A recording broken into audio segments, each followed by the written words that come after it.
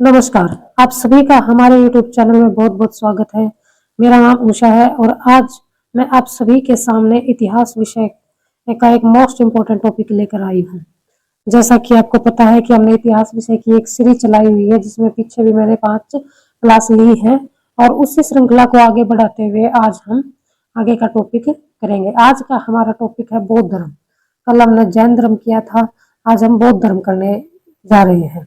तो बौद्ध धर्म के बारे में, बौद्ध धर्म के जो संस्थापक थे वो गौतम बुद्ध थे। सबसे पहले हमें यही पता होना चाहिए और ये एक मोस्ट इम्पोर्टेंट टॉपिक है हिस्ट्री का। चाहे कोई भी कॉम्पिटिटिव एग्जाम हो, हर एग्जाम के अंदर इससे क्वेश्चन जरूर बनता है। तो बौद्ध धर्म के संस्थापक थे, वो थे गौतम बुद्ध। गौतम बुद्ध के बारे में हमें जानकारी होनी चाहिए क्योंकि ये इसके संस्थापक थे। तो गौतम बुद्ध का जो जन्म है वो 563 ईसा पूर्व लुम्बिनी नेपाल में हुआ था। नेपाल में इनका जन्म हुआ था 563 ईसा पूर्व में और उनके बचपन का नाम था सिद्धार्थ। ये भी कई बार क्वेश्चन पूछा जाता है कि महात्मा बुद्ध के बचपन का नाम क्या था। तो उनके बचपन का नाम था सिद्धार्थ और उनके पिता का नाम था शुद्धोधन। शुद्धोधन इनके पिता शाक्य गण के मुखिया थे। तो ये एक राजकुमार थे और उनकी माता का नाम था माया देवी या फिर महामाया देवी। इनकी माता का नाम था माया देवी या महामाया देवी। लेकिन इनके जन्म के समय पर ही, इनके जन्म के 2 दिन बाद इनकी माता का देहांत हो गया था। तो इसीलिए इनका जो लालन पालन है वो इनकी जो सौतेली माँ थी या इनकी जो मौसी थी उन्होंने इनका लालन पालन किया था, जिसका नाम था प्रजापति गौतमी।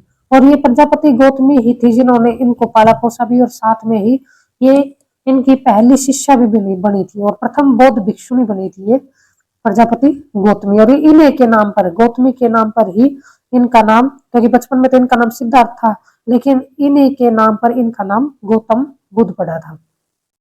इनकी पत्नी का नाम यशोधरा था और पुत्र का नाम राहुल था। इनकी मृत्यु 483 ईसा पूर्व कुशीनगर या कुशीनारा, कुशीनगर को हम कुशीनारा कहते हैं, जो उत्तर प्रदेश में स्थित है, वहां पर इनकी मृत्यु हुई थी। फिर गौतम बुद्ध से रिलेटेड कुछ जीवन के प्रतीक हैं कि इनके जन्म हुआ तो उस टाइम पर क्या प्रतीक था और गृहत्याग क्या किया इन्होंने तब उसका क्या प्रतीक था। तो कुछ प्रतीक चिन्ह थे वो भी मोस्ट इम्पोर्टेंट है। तो सबसे पहले जो है हाथी। हाथी जब ये गर्भ में आए थे तो उसका प्रतीक चिन्ह है हाथी। गर्भधारण का जो प्रतीक चिन्ह है वो है हाथी। कमल और सांड वो इनके जन्म का प्रतीक है। गौतम बुद्ध के जन्म का प्रतीक है कमल और सांड। घोड़ा इनके गृह त्याग का प्रतीक है और जो बोधि वृक्ष या पीपल का पेड़ है वो इनके ज्ञान का प्रतीक है। और जो चक्र है वो इनके प्रथम उपदेश का प्रतीक है। धर्म चक्र परिवर्तन या चक्र है वो इनके प्रथम उपदेश का प्रतीक है। पदचिन्ह इनके निवारण का प्रतीक है। पदचिन्ह इनके निवारण का प्रतीक है। और स्तूप इनकी मृत्यु के यहाँ महापरिनिवारण का प्रतीक है। निवारण तो जब इन्होंने घर त्याग दिया था और तपस्या के लिए निकल गए थे वो निवारण था और जो मृत्यु है वो महापरिनिवारण थी। महापरिनिवारण का मतलब था मृत्यु। और इसी में एक इम्पोर्टेंट फैक्ट ये है कि जो महात्मा बुद्ध थे उनके घोड़े का नाम था कंथक। महात्मा बुद्ध के घोड़े का नाम था कंथक और इनके जो सारथी थे उनका नाम था चंदा या छन। और इनके जो मुख्य शिष्य थे 2 थे, एक का नाम था आनंद और एक का नाम था उपाली।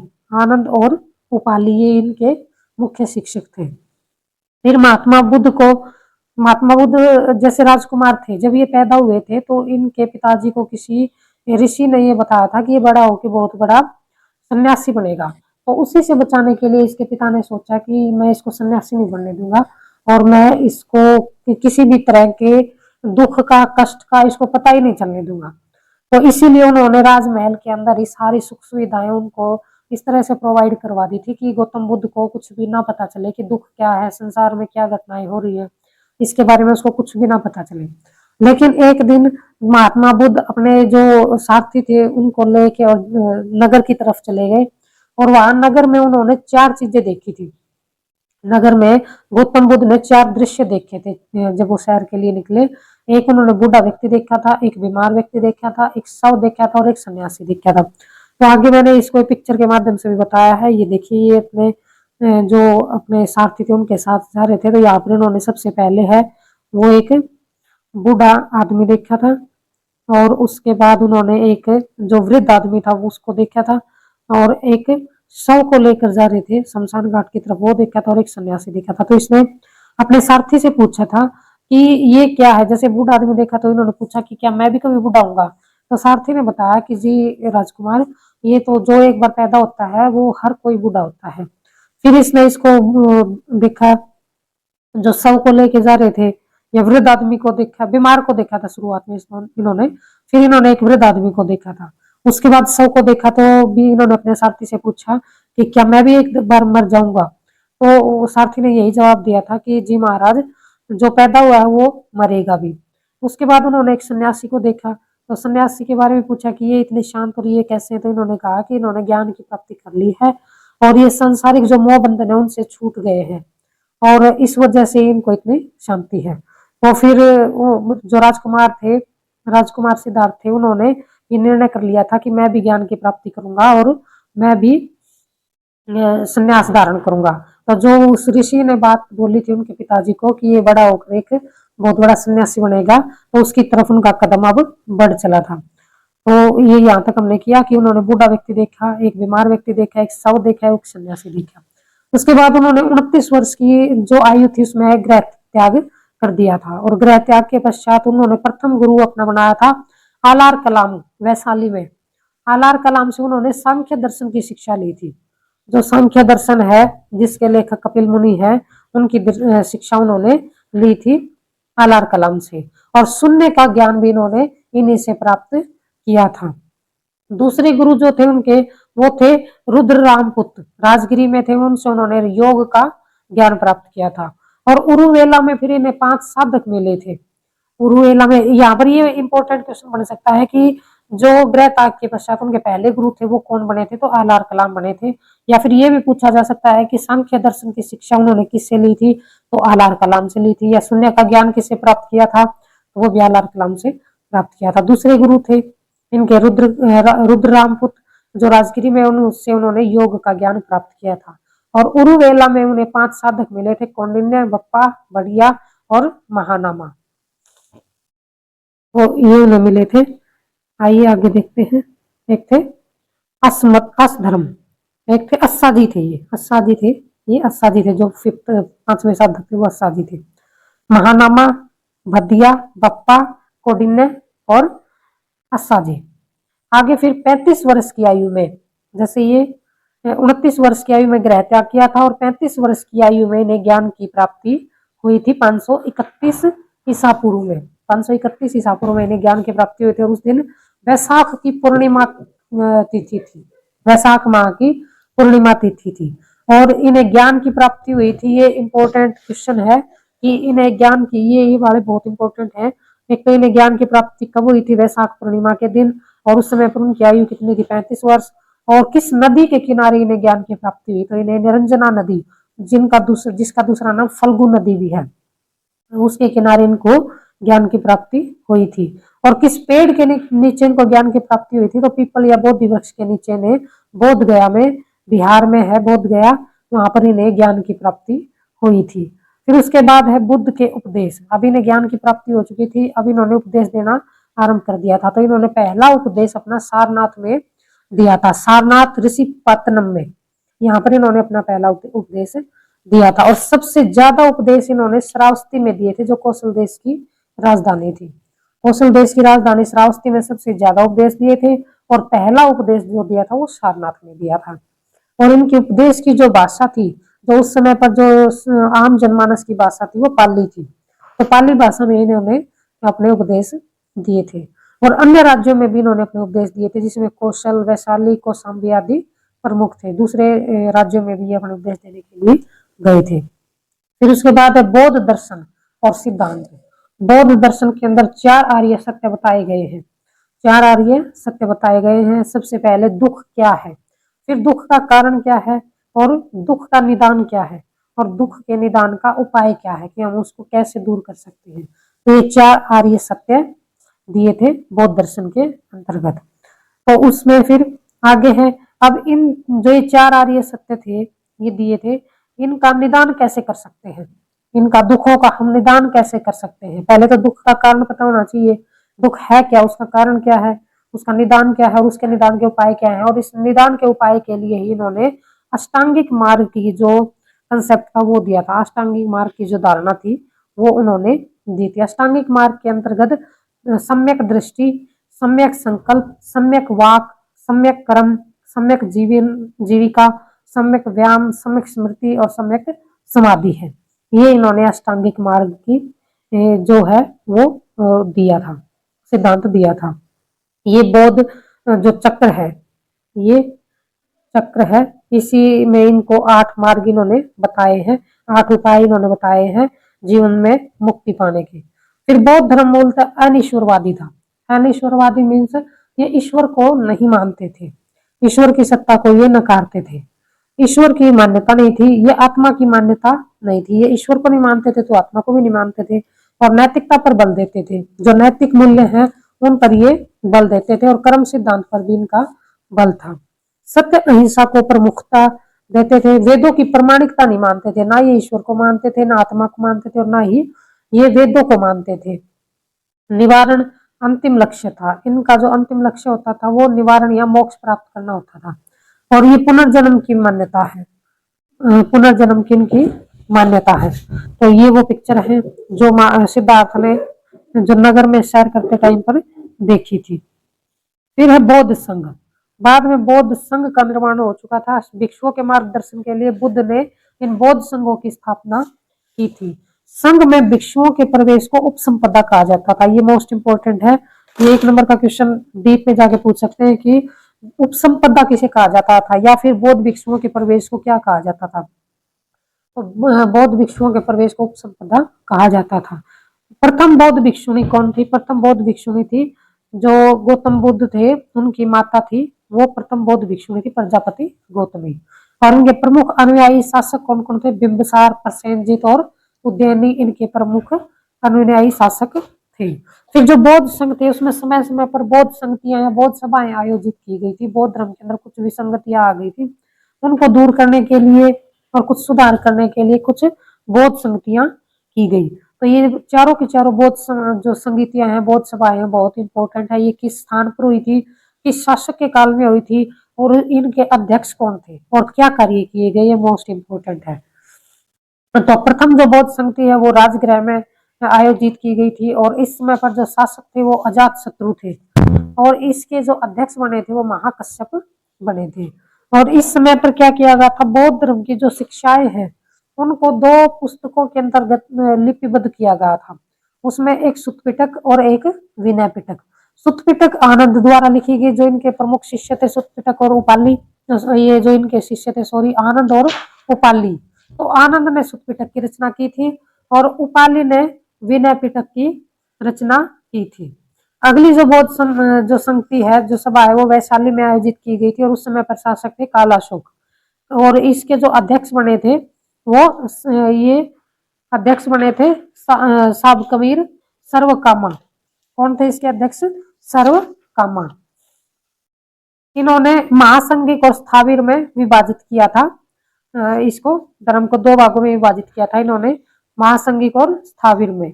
तीसरी जो बौद्ध सभा हुई थी वो थी पाटलिपुत्र, और उस समय पर शासक थे अशोक, और इसके अध्यक्ष थे वो थे मोगलीपुत्र तिष। ये इंपॉर्टेंट है कि जो अशोक के समय पर जो बौद्ध सभा हुई थी पाटलिपुत्र में, उसके अध्यक्ष कौन थे? मोगलीपुत्र तिष। और इसमें क्या क्या था? इसमें एक तीसरी पुस्तक और लिखी गई, वो थी अभिधम्म पिटक। तो इसके अंतर्गत 3 ये त्रिपिटक लिखे गए थे, जो पाली भाषा में लिखे गए थे, आम जनमानस की भाषा में लिखे गए थे ये ग्रंथ। और ये तीनों ग्रंथ सुत्त पिटक और विनय पिटक लिखे थे आनंद और उपाली ने, और जो अभिधम्म पिटक था वो लिखा था मोगलीपुत्र तिष ने, जो इसके सभा के अध्यक्ष थे। तो चौथी जो महासभा थी बौद्ध संगति थी वो कुंडलवन कश्मीर में हुई थी, और ये कुषाण शासक कनिष्क के शासन काल में हुई थी, ये भी इंपॉर्टेंट है। और इसके अध्यक्ष थे वसुमित्र। और इसमें एक बदलाव और भी आया कि वसुमित्र इसके अध्यक्ष थे, और इसके उपाध्यक्ष भी बनाए गए, वो थे अश्वघोष। इसके उपाध्यक्ष बने थे अश्वघोष। और इस टाइम पर जो चौथी बौद्ध संगति हुई थी उस समय पर एक बहुत ही बड़ा बदलाव हुआ था कि जो बौद्ध धर्म था वो दो शाखाओं में विभाजित हो गया था, दो शाखाओं में बट गया था। तो ये क्वेश्चन 1 नंबर का डायरेक्ट पूछा जा सकता है कि किस सभा के तहत बौद्ध धर्म में दो भागों में बांटा था। तो वो चौथी सभा थी, कनिष्क के टाइम पर कुंडलवन कश्मीर में हुई थी, और इसके अध्यक्ष थे वसुमित्र और इसके उपाध्यक्ष थे अशोघोष। इसमें हीनयान और महायान दो भागों में ये संप्रदाय बट गया था। हीनयान का मतलब होता है जो इस शाखा के अनुयायी थे वो छोटे रथ पर चलते थे, तो इसका मतलब है जो छोटे रथ पर चलते थे वो हीनयान के अंतर्गत आएंगे। और महायान मीन्स बड़ा रथ, जो बड़े रथ पर यात्रा करते थे वो थे महायान संप्रदाय के लोग। हीनयान संप्रदाय के अंदर मूर्ति पूजा में अविश्वास था, ये मूर्ति पूजा नहीं करते थे। बुद्ध के दर्शन और सिद्धांत में विश्वास रखते थे कि जो बुद्ध ने दर्शन दिए हैं, जो बुद्ध के सिद्धांत है, उन्हीं को ये फॉलो करते थे। और इनका जो साहित्य है वो पाली भाषा में लिखित है, हीनयान संप्रदाय का। और जो महायान है, महायान संप्रदाय में मूर्ति पूजा में विश्वास करने लग गए थे, और ये महात्मा बुद्ध की बड़ी बड़ी मूर्तियां बनवाते थे। बोधिसत्वों के जीवन तथा सिद्धांतों में विश्वास था, और इनका जो साहित्य है वो संस्कृत भाषा में लिखा गया था। तो ये भी एक मेजर डिफरेंस है कि जो हीनयान थे उनकी भाषा थी वो पाली भाषा थी, और महायान थी उनकी भाषा थी वो संस्कृत भाषा थी। आगे देखिए, तो ये सभा है, ये चारों की चारों जो बौद्ध संगति है ये मोस्ट इंपोर्टेंट है, ये जरूर जरूर जरूर ध्यान से देखिए और इनको याद करने की कोशिश कीजिए। ये शासक थे जो इस समय पर थे, कालाशोक थे, अशोक थे, अजातशत्रु थे और कनिष्क थे। ये चारों शासक थे, और कहाँ कहाँ पर ये सभाएं आयोजित की गई, इनके जो अध्यक्ष कौन थे और किस सभा में उपाध्यक्ष भी बना था, तो ये सब देखना। अगला है बौद्ध ग्रंथ। बौद्ध ग्रंथ जैसे 3 ग्रंथ लिखे गए, त्रिपिटक, और इनकी भाषा थी वो पाली भाषा थी। सुत्त पिटक में धार्मिक सिद्धांत दिए गए थे, इस धर्म से रिलेटेड जो सिद्धांत थे वो सुत्त पिटक में दिए गए थे। विनय पिटक के अंतर्गत भिक्षु और भिक्षुओं के लिए बनाए गए नियम थे, और ये एक अनुशासन की टोकरी थी, जो रूल रेगुलेशन बौद्ध भिक्षुओं के लिए, भिक्षुणियों के लिए जो बनाए गए थे वो विनय पिटक के अंतर्गत लिखे गए थे। और अभिधम पिटक, अभिधम पिटक जो सुत्त पिटक में जो सिद्धांत दिए गए थे महात्मा बुद्ध के, उन्हीं की व्याख्या की गई है अभिधम पिटक के अंतर्गत। जो धार्मिक सिद्धांत थे उनकी व्याख्या की गई है अभिधम पिटक में।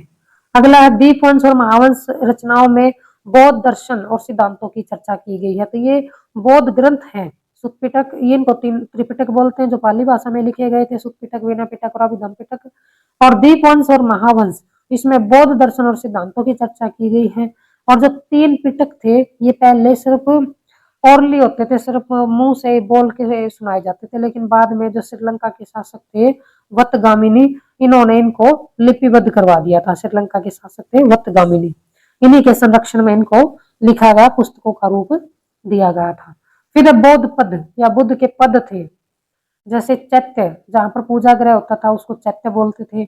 और विहार, विहार जहाँ पर बौद्ध जो निवास करते थे, निवास स्थान था उनका, तो उसको विहार बोलते थे। और धम, धम धर्म को बोलते थे। स्तूप, स्तूप बुद्ध और उनके शिष्यों से संबंधित जो अवशेष रखे जाते थे उन्हें स्तूप बोलते थे। जगह जगह पर जो स्तूप बनवाए गए हैं वो बौद्ध भिक्षुओं के अवशेषों को रखने के लिए बनवाए गए हैं।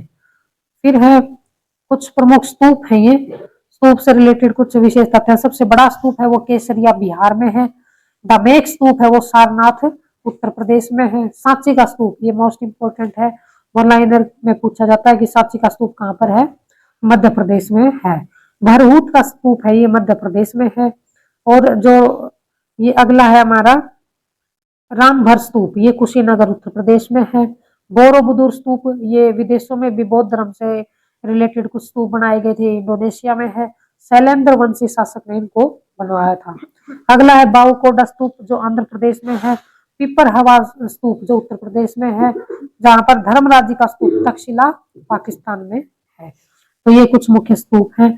अब ये स्तूप हैं, ये कैसे काम करते थे, जैसे जो शरीर के अंग थे उनको मतलब अलग अलग चीजों को अलग अलग जगह पर रखा जाता था। जैसे शरीर के अंग का संग्रह किया जाता था यहाँ पर इन स्तूप के अंदर। परिभोगिका जो इसका पार्ट था, उसमें उनके द्वारा जो बौद्ध भिक्षु थे या महात्मा बुद्ध थे उनके द्वारा जो वस्तुएं प्रयुक्त की गई थी, जो वस्तुएं वो यूज करते थे, उन वस्तुओं को यहाँ पर रखा जाता था परिभोगिका में। और उद्देशिका, उद्देशिका यहाँ पर ये स्मृति में निर्मित है। ये बुद्ध की स्मृति, ये उनकी याद दिलाने के लिए इनका निर्माण किया गया था। फिर बौद्ध विश्वविद्यालय भी थे, ये मोस्ट इंपोर्टेंट है। बौद्ध विश्वविद्यालय बौद्ध धर्म से संबंधित विश्वविद्यालय थे, जैसे नालंदा विश्वविद्यालय था। इन्हीं के कारण हमें विश्व गुरु का या धर्म गुरु का जो हमें दर्जा मिला हुआ था प्राचीन काल में, इन्हीं विश्वविद्यालयों के कारण। नालंदा विश्वविद्यालय जिसकी जो जिसका निर्माण कुमार गुप्त प्रथम ने करवाया था, और विक्रमशिला जिसका निर्माण राजा धर्मपाल ने करवाया था। उदांतपुरी उदांतपुरी इसका निर्माण गोपाल ने करवाया था। तो ये कुछ प्रमुख यूनिवर्सिटी थी, बौद्ध विश्वविद्यालय थे, बौद्ध विहार थे, जिनका निर्माण अलग अलग शासकों ने करवाया था, जो मोस्ट इंपोर्टेंट है। फिर है जैसे बौद्ध धर्म जो चौथी बौद्ध सभा हुई थी, उस समय पर वो धर्म दो शाखाओं में विभाजित हो गया था, लेकिन आगे चल के इसमें एक शाखा और भी निर्मित हुई थी, जो वज्रयान कहलाई थी। और ये वज्रयानी वही थे जो तंत्र विद्या से रिलेटेड थे, जो तांत्रिक विचारधारा पर आधारित थी, ये वज्रयान की जो शाखा थी वो। और इनका एक प्रमुख ग्रंथ था मिलिंद पनव। ये भी इंपॉर्टेंट है कि बौद्ध धर्म का जो मिलिंद पनव है ग्रंथ है, वो किससे रिलेटेड है, तो ये वज्रयान शाखा से रिलेटेड है, जो बौद्ध धर्म की थी। और ये पाली भाषा में लिखित था, और इसको मिलिंद ने या मिनांडर ने, नागसेन है, उन दोनों के बीच में ये संवाद था, उन दोनों के बीच में विचार चर्चा चल रही थी, उससे ही रिलेटेड ये ग्रंथ लिखा गया था। फिर जो बुद्ध चरित है, बुद्ध चरित की रचना अशोक घोष ने की थी। बुद्ध चरित की रचना अशोक घोष ने की थी। अशोक घोष जो चौथी बौद्ध संगति या बौद्ध सभा के उपाध्यक्ष थे, अशोक घोष, उन्होंने इस ग्रंथ की रचना की थी। ये भी इंपॉर्टेंट है कि बुद्ध चरित की रचना किसने की थी, अशोक घोष ने। और बुद्ध चरित है वो किस भाषा में लिखित है, तो बुद्ध चरित है वो संस्कृत भाषा में रचित है। और जब महात्मा बुद्ध थे, इसमें पुनर्जन्म की भी थ्योरी दी गई थी, और पुनर्जन्म के अंतर्गत जो बुद्ध के पिछले जन्मों की कहानियां थी उनको बताया गया है, और ये जातक कथाएं बोला जाता था इनको, बुद्ध के पिछले जन्म की कहानियों को। और भारत में उपासना की जाने वाली पहली मूर्ति थी वो बुद्ध की थी। तो इनके बारे में माना जाता है कि इससे पहले मूर्ति पूजा थी ही नहीं, महात्मा बुद्ध की पहली मूर्ति थी जिसकी पूजा की गई थी। फिर इनकी कुछ दार्शनिक शब्दावली थी, जैसे हम तो बोल देते हैं कि उसने गृह त्याग कर दिया, लेकिन ये ऐसे नहीं बोलते थे कि गृह त्याग कर दिया, ये बोलते थे कि बौद्ध भिक्षु ने या किसी बौद्ध धर्म के मानने वाले ने क्या किया है, महावीर निष्क्रमण किया है। या फिर जो महात्मा बुद्ध ने पहला उपदेश दिया था, तो उसको बोलते थे कि ये धर्म चक्र परिवर्तन है। तो पहले उपदेश को क्या बोला था, धर्म चक्र परिवर्तन। फिर ज्ञान प्राप्ति को इन्होंने कहा निवारण, ज्ञान प्राप्ति को क्या कहा, बौद्ध धर्म के अंतर्गत निवारण।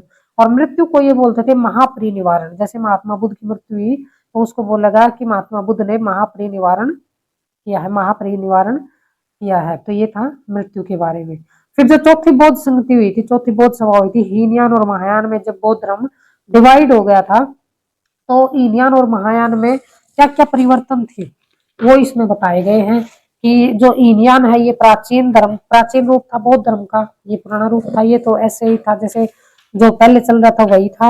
और इसमें से ही जो नया था वो पार्ट निकल के आया था, वो था महायान, ये नवीन रूप था बौद्ध धर्म का। फिर ये कठोर मार्ग है, इसके द्वारा कम लोग निवारण की प्राप्ति कर सकते हैं। जो हीनयान थे इसके जो रूल थे, नियम का जो कानून थे, कायदे थे, वो कठोर थे, तो इस वजह से इसकी तरफ कम लोग आकर्षित हुए थे। जबकि जो महायान था उसमें जो नियमों में है ना छूट दे दी गई थी, तो इसके जो मार्ग था वो सरल था, और इसके द्वारा लोग मतलब जल्दी निवारण प्राप्ति कर सकते थे। तो इसी वजह से महायान शाखा की तरफ ज्यादा लोग आकर्षित हुए थे। यह बुद्ध को अलौकिक गुण वाला सामान्य पुरुष मानते थे। हीनयान जो संप्रदाय था उसमें महात्मा बुद्ध को सामान्य पुरुष माना गया था, लेकिन महायान के अंतर्गत बुद्ध को भगवान की संज्ञा दी गई थी। इन्हें बुद्ध को भगवान कहते थे। फिर है हीनयान संप्रदाय के अंदर बुद्ध के प्रतीकों की पूजा की जाती थी, जो इसके प्रतीक थे उनकी पूजा की जाती थी। और जो महायान शाखा थी उसमें बुद्ध की मूर्ति की पूजा की जाती थी, क्योंकि मूर्ति पूजा इन्होंने शुरू कर दी थी, तो ये मूर्ति की पूजा करते थे। इनके जो ग्रंथ थे वो पाली भाषा में लिखे गए थे हीनयान के, और महायान के जो ग्रंथ थे वो संस्कृत भाषा में लिखे गए थे। ये कर्म और धर्म में विश्वास करते थे। हीनयान संप्रदाय वाले कर्म और धर्म में विश्वास रखते थे, जबकि महायान शाखा वाले परोपकार में विश्वास रखते थे। और इसमें बोधिसत्वों का आदर्श ग्रहण किया जाता था, जिसमें दूसरों का कल्याण किया जाता था। इसमें जो सभी धर्मों का आदर करना या दूसरों का कल्याण करना, दूसरों की भलाई करना, ये सभी शामिल था। और इसका प्रचार, हीनयान शाखा का प्रचार है वो लंका, बर्मा, थाईलैंड, कंबोडिया आदि देशों में हुआ था। और महायान का जो प्रचार प्रसार है वो चीन, तिब्बत, जापान, कोरिया आदि देशों में हुआ था। तो ये था हमारा बौद्ध धर्म से रिलेटेड जो थ्योरी थी वो थी। आगे कुछ क्वेश्चन भी है, वो भी एक बार देख लेते हैं। बुद्ध की मृत्यु किस वर्ष हुई थी? तो बुद्ध की मृत्यु 483 ईसा पूर्व हुई थी। बुद्ध धर्म ये और संघ को मिलकर क्या कहते हैं? किस जो तीन वो रत्न दिए थे महात्मा बुद्ध ने, तीन त्रिरत्न का जो सिद्धांत दिया था वो क्या क्या था? तीन रत्न का सिद्धांत दिया था उन्होंने, त्रिरत्न का सिद्धांत दिया था। बुद्ध धर्म और संघ मिलकर त्रिरत्न का सिद्धांत दिया था। अगला है बौद्ध धर्म का संरक्षण को कुषाण शासक कौन था? तो बौद्ध धर्म के जो कुषाण शासक थे वो थे कनिष्क। कनिष्क थे इसके संरक्षक। उसी के टाइम पर जो चौथी बौद्ध सभा हुई थी कुंडलवन कश्मीर के अंतर्गत, और उसके जो अध्यक्ष थे वो वसुमित्र थे और उपाध्यक्ष थे वासोगोस थे। और इसी समय पर हीनयान और महायान दो संप्रदायों में बौद्ध धर्म बट गया था। अगला धर्म चक्र परिवर्तन क्या है? धर्म चक्र परिवर्तन ये किया गया, धर्म चक्र परिवर्तन कहाँ पर हुआ था? ये पूछ रहा है कि धर्म चक्र परिवर्तन है वो भगवान बुद्ध को सबसे पहले कहाँ पर उसकी उस धर्म की प्राप्ति हुई थी, ज्ञान की प्राप्ति हुई थी? तो ये था सारनाथ में। कहाँ पर था ये? सारनाथ में। अगला है बुद्ध का जन्म कहाँ पर हुआ था? तो बुद्ध का जन्म है वो नेपाल में हुआ था, लुम्बिनी वन के अंदर। और लुम्बिनी वन नेपाल में 563 ईसा पूर्व में इनका जन्म हुआ था। अगला है गौतम बुद्ध का वास्तविक नाम क्या था? तो गौतम बुद्ध का वास्तविक नाम था सिद्धार्थ। गौतम बुद्ध का वास्तविक नाम था सिद्धार्थ। इनके पिता का नाम था शुद्धोधन, माता का नाम माया देवी था या महामाया देवी था, लेकिन इनका जो पालन पोषण है वो इनकी मौसी प्रजापति गौतमी ने किया था। और इनकी पत्नी का नाम यशोधरा था और पुत्र का नाम राहुल था। तो एक संप्रदाय, इनका जो एक संप्रदाय था उसमें इनको अविवाहित भी मानते थे और कुछ इनको विवाहित भी मानते थे। ये आगे जाके इनके विचारों में जो मतलब वो डिफरेंस आया था उसके तहत था। अगला है कौन सा स्थान गौतम, नहीं एक क्वेश्चन पीछे छूट गया है। गौतम बुद्ध का वास्तविक नाम सिद्धार्थ था। त्रिपिटक धर्म किस त्रिपिटक धर्म ग्रंथ है वो किस धर्म से संबंधित है? तो ये बौद्ध धर्म से संबंधित है। अगला है कौन सा स्थान गौतम बुद्ध से संबद्ध नहीं है? तो इसका आंसर आएगा पावापुरी। पावापुरी पावापुरी है ये जैन धर्म के जो संस्थापक थे महावीर स्वामी थे उनसे रिलेटेड है, वो यहाँ पर उनकी मृत्यु हुई थी। भगवान बुद्ध ने अपना पहला धर्मोपदेश कहाँ पर दिया था? तो पहला धर्मोपदेश उन्होंने सारनाथ में दिया था। अगला क्वेश्चन है विख्यात बोरोबुदुर मंदिर कहाँ पर है? तो बोरोबुदुर मंदिर है ये कहाँ पर है? ये इंडोनेशिया में है। बोरोबुदुर मंदिर कहाँ पर है? इंडोनेशिया के अंदर है। अगला है किन्हें एशिया का प्रकाश स्तंभ कहा जाता है? तो गौतम बुद्ध को एशिया का प्रकाश स्तंभ कहा जाता है। गौतम बुद्ध ने महापरिनिर्वाण कहाँ लिया था? महापरिनिर्वाण कहाँ पर लिया था गौतम बुद्ध ने? तो उन्होंने